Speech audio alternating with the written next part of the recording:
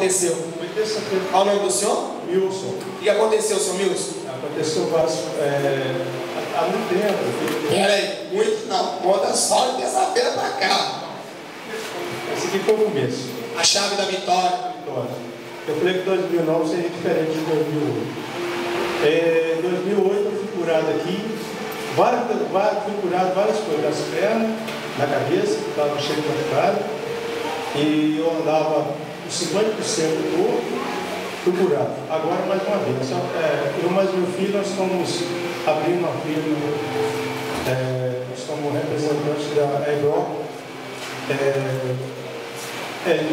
de vedação de água, né? Ela faz o bloqueio do sistema de água do Copaz.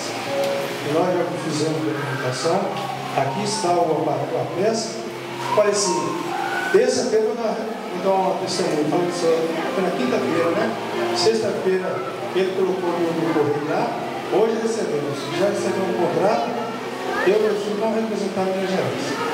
Vai representar o estado de Minas Gerais inteiro. O estado inteiro é do senhor e do filho do senhor. O contrato tá aí também. Tudo assinado.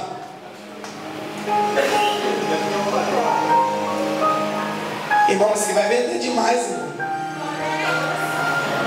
Reduza sua conta de água já no primeiro mês. Quem tá precisando de reduzir a conta de água?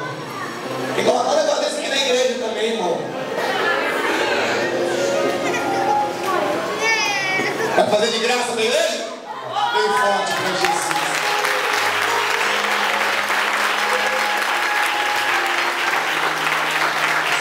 Brasil inteiro. Ó, Minas Gerais inteiro. Minas Gerais, São Paulo, que é o fabricante de São Paulo, o empresário. Mas Minas Gerais é do senhor e do filho do senhor? Eu, meu filho e o outro mais um. Que vai cuidar? 3 eu e os 2 filhos. O senhor e os 2 filhos, só em família? Estão todos dois desempregados. Inclusive hoje, ele deslocou do emprego lá. Houve um problema lá e falou, não, a partir de hoje você pode largar lá que eu vou. Vai arrebentar? Vai arrebentar. Vai explodir? Não tem medo, não. Bem forte para Jesus. Diga obrigado, Jesus. Obrigado, Jesus. Você vai receber o milagre também? Seria.